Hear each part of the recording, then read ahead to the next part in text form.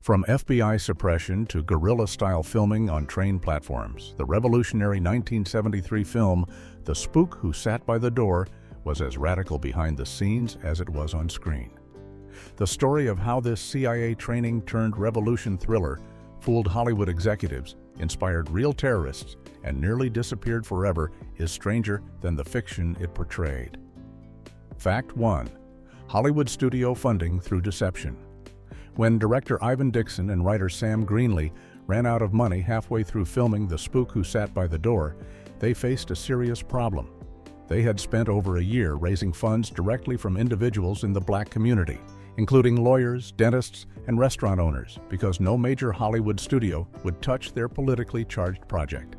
But even that wasn't enough to finish the film, and they desperately needed completion funds to wrap production. So Dixon and Greenlee came up with a clever plan. They took their existing footage and carefully edited together select scenes, specifically choosing action sequences from the riot scenes and shots of a sexy nightclub dancer with a band performing. They cut this material in a way that made the film look like typical 1970s blaxploitation entertainment, full of action and still but light on political substance. Then they showed this misleading package to executives at United Artists. The strategy worked perfectly. United Artists, believing they were backing just another standard blaxploitation movie in the vein of Shaft or Superfly, agreed to provide the completion funds and signed a distribution deal. The studio had no idea they were actually financing one of the most radical political films ever made in America, a movie that would call for armed revolution and black liberation. When United Artists finally screened the finished product, they were absolutely stunned. According to Dixon, the executives saw what he described as a Panavision version of political Armageddon, not the simple action flick they thought they were getting. But by then, they were already bound by contract to release the film, and there was nothing they could do to stop it. The deception had succeeded, allowing Dixon and Greenlee to complete their revolutionary vision on a major studio's dime. Fact 2. The FBI allegedly pulled it from theaters. The Spook Who Sat by the Door had its premiere in 1973 and became an immediate overnight success with initial box office numbers that impressed the movie trade press and packed theaters across the country. But then something strange happened. Within just days of its successful opening, the film suddenly vanished from theaters altogether, pulled from distribution for reasons that remained unclear for decades. According to author Sam Greenlee and multiple theater owners who came forward later, FBI agents began visiting movie theater managers shortly after the film's release, strongly advising them to stop showing the movie. The agents reportedly told managers that the film was too radical and its message too controversial, warning that it could encourage the black community to rebel against the government in their demand for civil rights. One Chicago theater owner who spoke with Greenlee directly confirmed that the FBI had paid him a visit and pressured him to pull the film from his screens. Director Ivan Dixon and others involved with the production believed that this coordinated effort to remove the film was characteristic of COINTELPRO, the FBI's covert and illegal program designed to disrupt and discredit any homegrown political movements in the United States during that era. Film critic Jonathan Rosenbaum later wrote that the movie was possibly the most radical of the blaxploitation films of the 70s, noting that it was an overnight success when released and then was abruptly taken out of distribution for reasons still not entirely clear. While the FBI has never officially confirmed their involvement in suppressing the film, the pattern of events and multiple eyewitness accounts from theater owners create a compelling case that government pressure played a major role in making this successful movie disappear from American cinemas almost as quickly as it had arrived. Fact 3. The film negative was hidden under a fake title. When theater prints of The Spook Who Sat by the Door were being seized and destroyed, director Ivan Dixon had the remarkable foresight to protect the film's master negative by storing it in a vault under a completely different title. This act of preservation turned out to be the only reason the movie still exists today, making Dixon's decision one of the most important moments in the film's survival story. All of the theatrical prints that had been distributed to movie theaters across the country were collected and destroyed, leaving no copies available for anyone to watch or preserve. For 3 decades, the film was effectively erased from cinema history, available only through underground bootleg video copies that circulated among activists and film enthusiasts.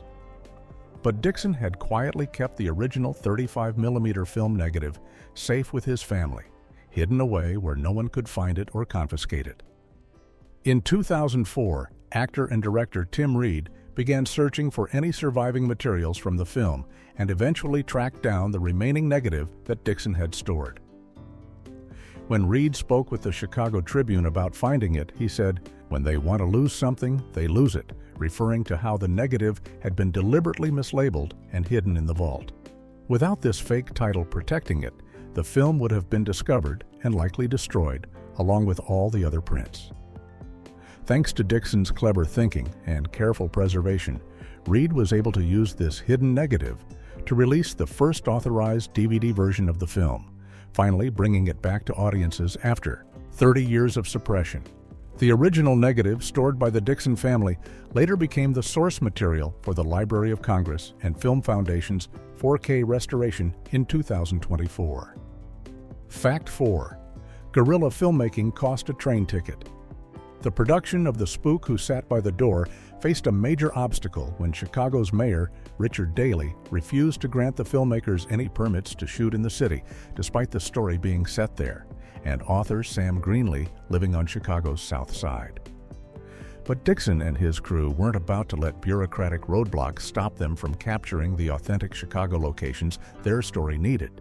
So they turned to guerrilla filmmaking tactics that were as radical as the movie itself.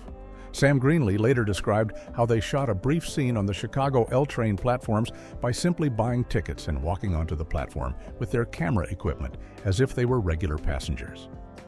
Once they were on the platform, they quickly filmed what they needed, then boarded the train itself to capture some traveling shots while riding along with other commuters. Greenlee explained that the entire cost of shooting these sequences was literally just the price of a train ticket, making it one of the cheapest location shoots in cinema history. This approach allowed them to grab quick, authentic footage of Chicago's elevated train system and street scenes without drawing attention from city officials or police who might have shut down their unauthorized filming. The handheld, documentary-style shots they captured during these illegal filming sessions actually added to the raw, urgent feel of the movie, giving certain scenes a spontaneous energy that wouldn't have been possible with a traditional permitted shoot involving permits, crew trucks, and official oversight. The irony wasn't lost on anyone involved that a film about guerrilla revolution and working outside the system had to be made using actual guerrilla filmmaking techniques, sneaking around to capture footage in a city whose government wanted nothing to do with their controversial project. Fact 5. The novel was rejected by 40 publishers. Sam Greenlee wrote his novel, The Spook Who Sat by the Door, in just 4 weeks while living on the Greek island of Mykonos in 1968, drawing from his own experiences working for the United States Information Agency in countries like Iraq, Pakistan, and Indonesia. But getting his revolutionary story about a black CIA agent who leads an armed uprising published turned out to be far more difficult than writing it.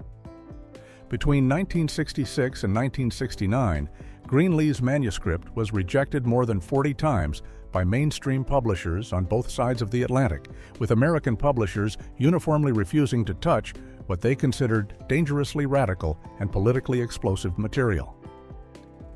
The rejection letters often cited the book as being too hot to handle, with publishers afraid of the controversy and potential backlash from a novel that depicted armed black revolution as not only justified but necessary. Greenlee's breakthrough finally came in 1968 when he was introduced to Margaret Busby, a young Ghanaian-born publisher who had just co-founded a small independent publishing house in London called Allison and Busby.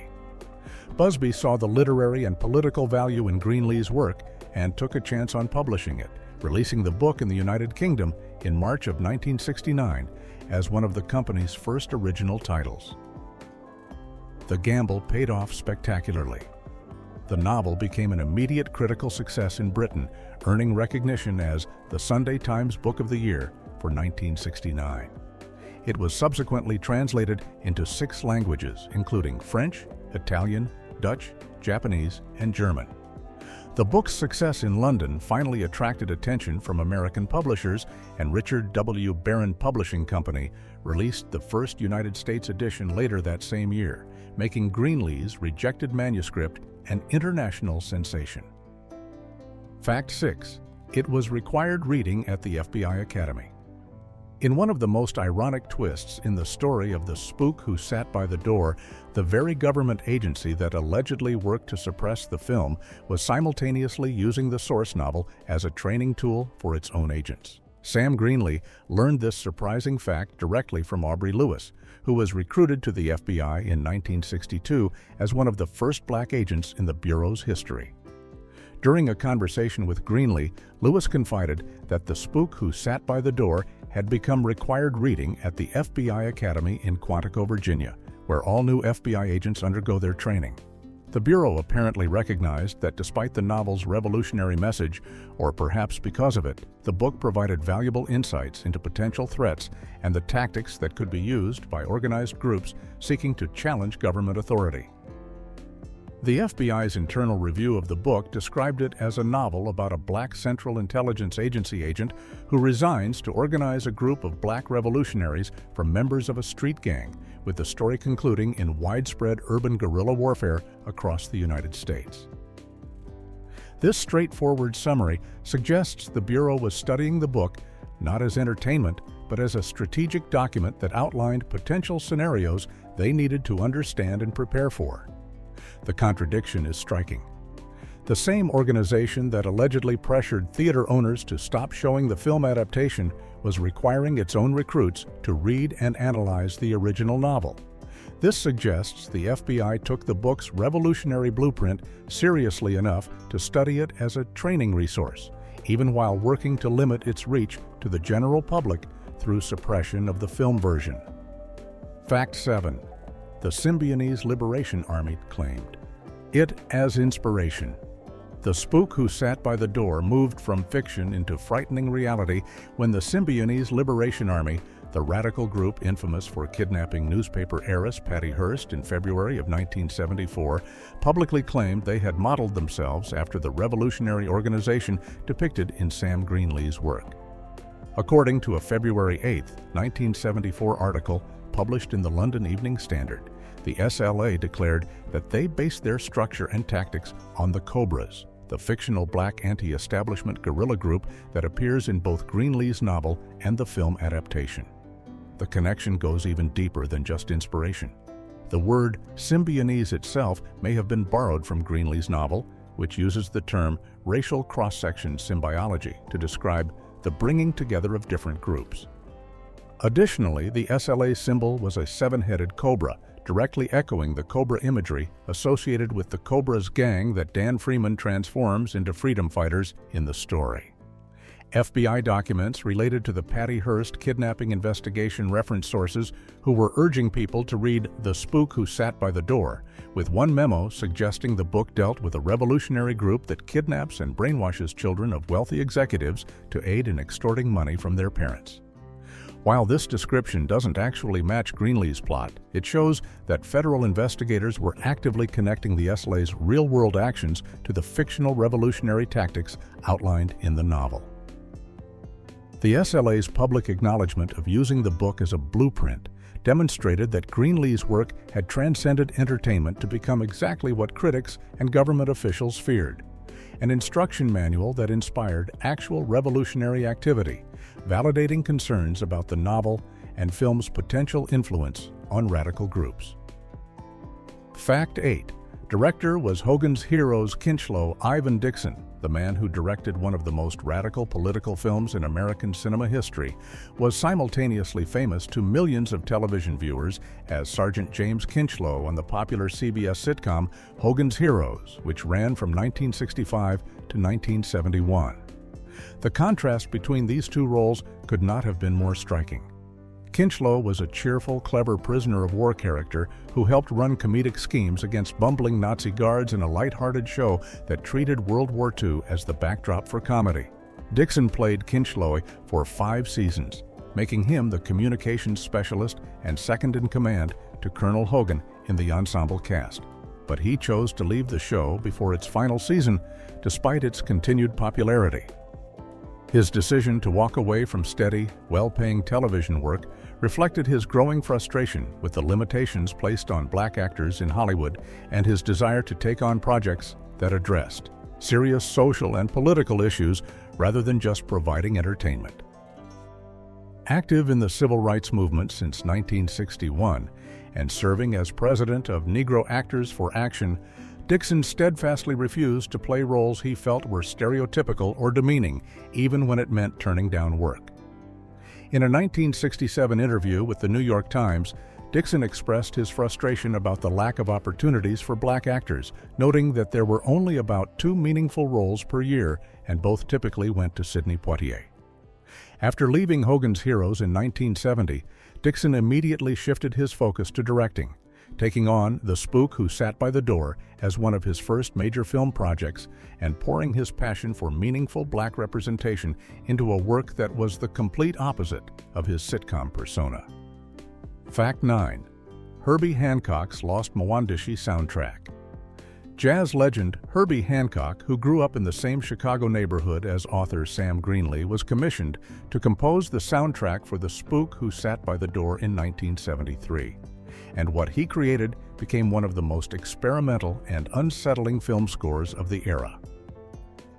Hancock was working with his Mwandishi group at the time, a band named after the Swahili word for writer or composer, and the film's soundtrack turned out to be the final project this legendary ensemble would work on together. The score featured musicians, including Dr. Patrick Gleason on synthesizers, Benny Maupin, Buster Williams, and Billy Hart, and Hancock used their talents to create what can only be described as paranoia funk. The music incorporated heavily distorted keyboards, eerie synthesizer textures, and innovative techniques like playing funk grooves backwards on tape to create a disorienting, anxious atmosphere that perfectly matched the film's tense political energy. One particularly striking element was an extended interlude of backwards and forwards drums that established the film's nervous collage tone right from the beginning. Despite the groundbreaking nature of the score, Atlantic Records saw little commercial potential in releasing the soundtrack album, especially given the disappointing sales of Hancock's previous Mwandishi albums like Crossings. The label passed on it entirely, and the soundtrack ended up being released on the obscure UAR label in an extremely limited run that made it almost impossible to find. For decades, the only way most people could experience Hancock's experimental score was by watching the film itself. And even semi-legitimate vinyl pressings that appeared years later are considered rarities among collectors, making it one of the most sought-after lost soundtracks in jazz and film music history. Fact 10. Gary, Indiana became Chicago. When Chicago's mayor, Richard Daley, refused to grant any filming permits for The Spook Who Sat by the Door because of the film's themes of racial strife and revolution, the Causa, production faced a serious problem since the entire story was set in Chicago and required authentic urban locations. The solution came from an unexpected ally just across the state border in Gary, Indiana, where Mayor Richard Hatcher had recently become one of the first black mayors of a major American city.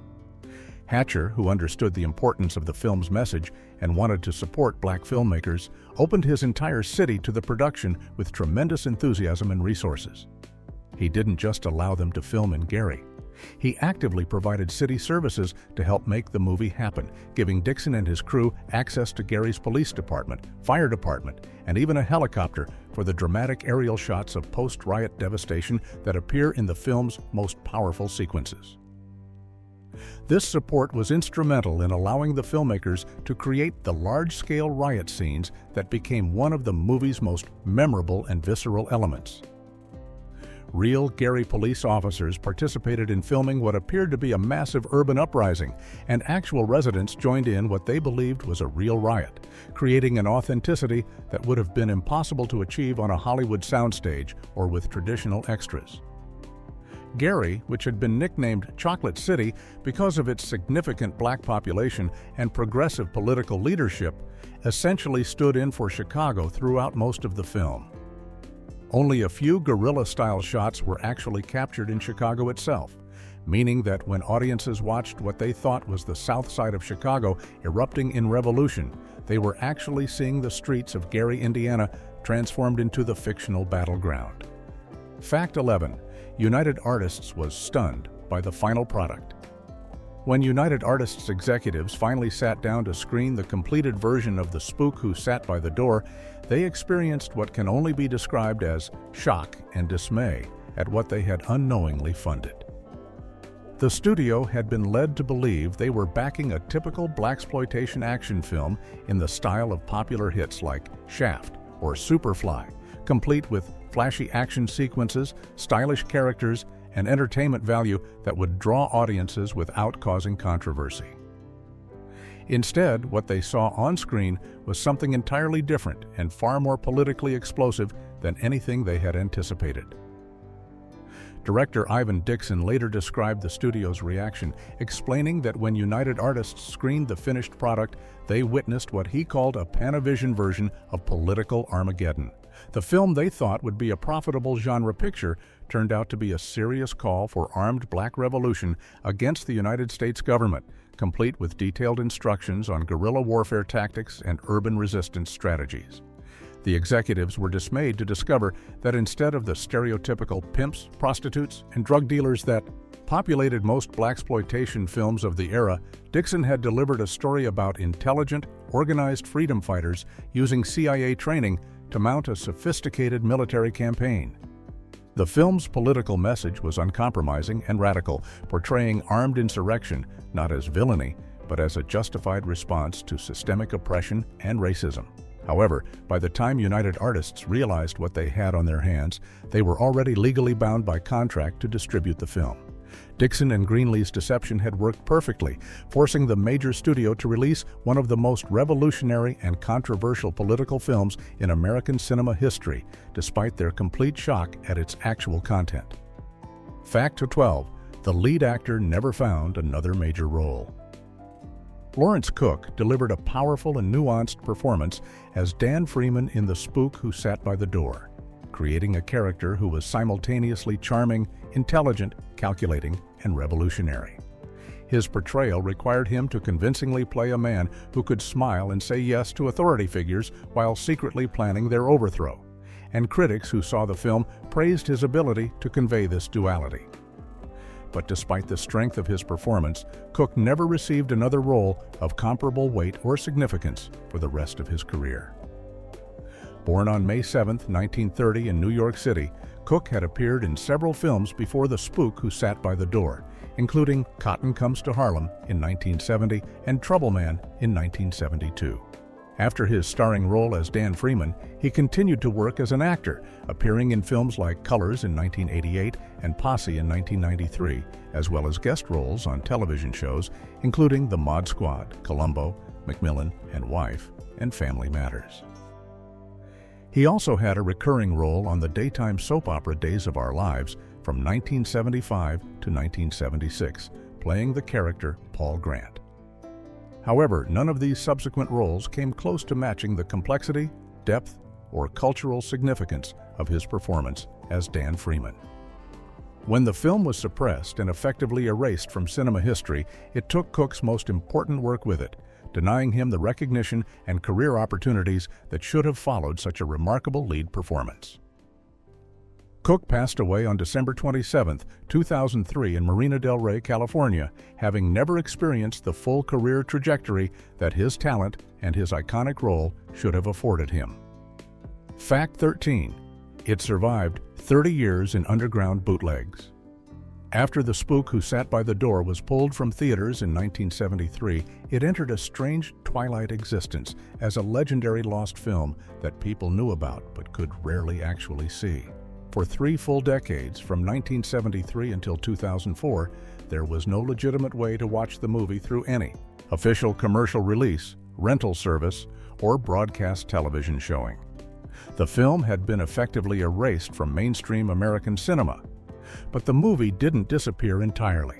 Instead, it survived through underground bootleg video copies that were duplicated and passed from person to person, creating an informal network of film preservation that operated completely outside the commercial film industry.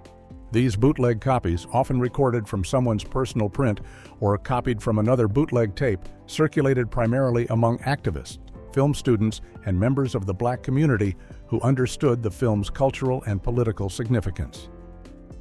The quality of these bootleg copies degraded with each generation of duplication, resulting in increasingly grainy, washed-out versions with poor sound quality. But people watched them anyway because it was the only way to experience this important piece of cinema history.